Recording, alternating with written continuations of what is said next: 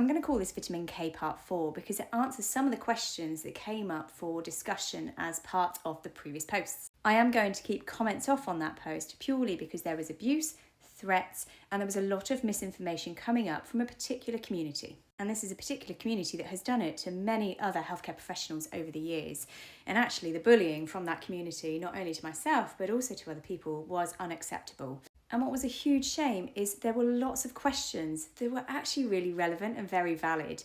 And I'm going to really just reiterate evidence-based birth, vitamin K. Go and read it. It's got all of the FAQs you need to know. And Sarah Wickham, who is a fantastic midwifery researcher here in the UK, all of her books are phenomenal and I just highly recommend. I've done her vitamin K deficiency in the newborn course before and honestly it's brilliant. These are reliable, trustworthy, honest resources to be able to direct you to that goes through all of the evidence and the information and things that I have actually put in all of the previous posts. And vitamin K administration to the newborns is recommended globally around so many countries. It's recommended by the World Health Organization. In this country, it's recommended by the Department of Health and almost every hospital board. And you should, at some point within your pregnancy, receive a leaflet that is relevant to your local trust. There are national guidelines that are out there around about vitamin K as well. And as always, it's always your choice, as reiterated in all of the other videos, and you should be supported with your choice, whether that's to have the injection, the oral drops, or not to do anything. If you choose not to do anything, you should be educated about the signs and symptoms to look out for and when to represent if you were to have any of those symptoms in your baby. And as always, check the claims, check the references of things that are being provided to you, and also check the credentials of that individual and what their history is with health misinformation themselves. So the first really curious question that probably everyone has is why are babies born with low vitamin K levels? Surely nature knows what it's doing.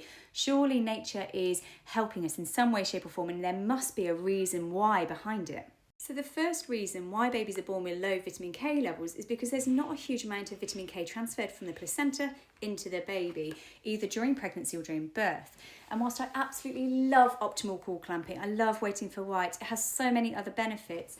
Sadly, no length of time attached to that cord has any impact on the vitamin K levels of babies. And the second reason is because the bacteria within the newborn gut actually can't start producing its own vitamin K at birth. Now, the why is a really hard one to fully understand or explain because nobody's researched this.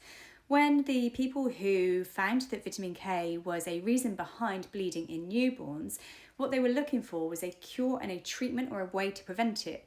They weren't looking for the reason why.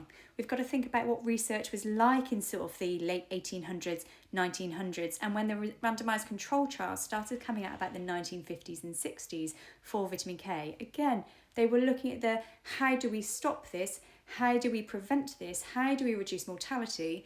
They weren't asking the question why. Now, the way that we could ask the question why would be to stop vitamin K prophylaxis in itself, so to stop vitamin K overall, but that has real ethical issues in itself because it would mean an increased amount of babies who would be harmed from not having that vitamin K at this stage, given the impact that vitamin K has had in reducing those rates overall. And evidence-based birth and Sarah Wickham really do highlight this, and this is something that we all come away with and we go, oh, I'd love to know why. There is so much that we don't know the reasons why to in healthcare, in medical terms.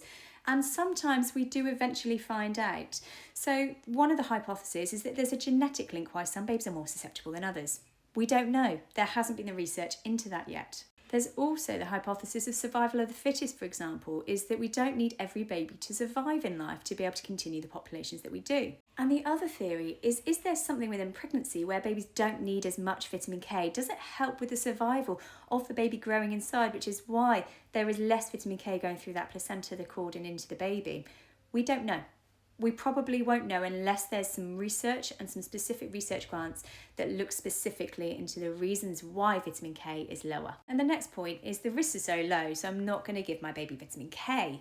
Now, this is an interesting one. So this comes down to individual risk perception, and we all weigh up our risks differently.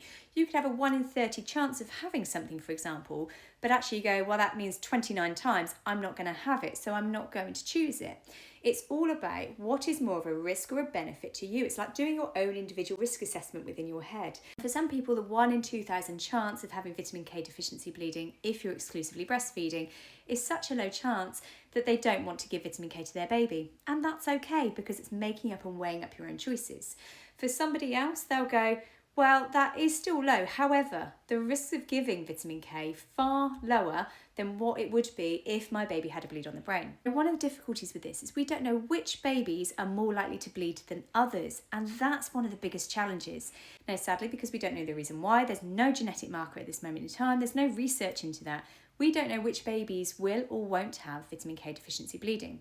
We know that it's higher in exclusively breastfed babies, and that's because breast milk is still low in vitamin K. Whereas in formula milk, there is supplemented vitamin K. And so when it comes to deciding what's right for you, it's weighing up what's the chance of this happening, what's the risks and the benefits, and what's the alternatives in this.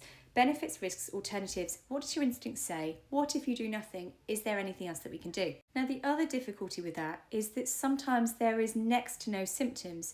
All the symptoms that happen with vitamin K deficiency bleeding, for example, lethargy, and even an unwillingness or a reluctance to breastfeed, for example, those couple of things can be so generic that it can be hard to detect whether it's vitamin K deficiency bleeding or not.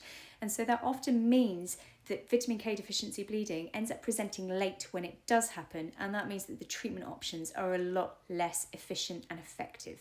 And this in itself can increase the chance of mortality and morbidity. And the next thing that kept popping up is that vitamin K was a vaccine. Vitamin K is not a vaccine. A vaccine is defined as a preparation that contains biological substances, such as inactive or active forms of things like bacteria or viruses. And what they do is they trigger the immune system. The next one that kept popping up is that midwives are paid by pharmaceutical companies to keep giving vitamin K to babies, and that primary care networks have a percentage of babies who have to have vitamin K. Now, vitamin K in this country is done in maternity services, which are maternity commission services. They are done by block payments overall. Those block payments don't go through primary care networks. There's no QOFs, there's no targets. It's nothing like vaccines because vitamin K is not a vaccine. Midwives are paid salaries, and whether you choose to have vitamin K or not is entirely your choice. There are no targets, there's no incentive, there's nothing in relation to vitamin K here in the UK. And that's the same whether you go privately and go to a private hospital, for example, and have your care there, whether you are with independent midwives, or alternatively, whether you are in the NHS setting. There are no targets for vitamin K, there are no financial incentives, and your midwives are not paid by pharmaceutical companies. Vitamin K is a really cheap medication to be able to obtain and give to babies compared to the potential consequences of vitamin K deficiency bleeding if it were to happen. The next one that popped up was about premature babies having jaundice after the vitamin K injection. Around about 80% of all babies who are born before 37 weeks will have jaundice. And the reason is because their liver's not fully developed at that stage, and they can't actually process and excrete the bilirubin in the same way that a term newborn can. Now, this evidence is broken down on the Evidence-Based Birth website. Please go and read their entire article start to finish. It will take you probably about half an hour to get it through all of it. But honestly, it's fantastic and goes through all the FAQs. There is zero evidence for either term babies or preterm babies who are having vitamin K and jaundice based on the 1 milligram dose that is being given, particularly from the randomised control trials that did happen in the 60s. Where did it come from? It came from the 1940s, where they were looking at the different ways to administer vitamin K. So some of them were water soluble when it's a fat soluble vitamin itself, and some of them had 25 to 30 times the dose of the 1 milligram. So some of them were as high as 25 to 30 milligrams each. And there was some jaundice seen in those really high level water soluble injections. There was no jaundice in the randomised control trials of the 1 milligram doses. And in preterm babies in the UK, the dose is adjusted to their weight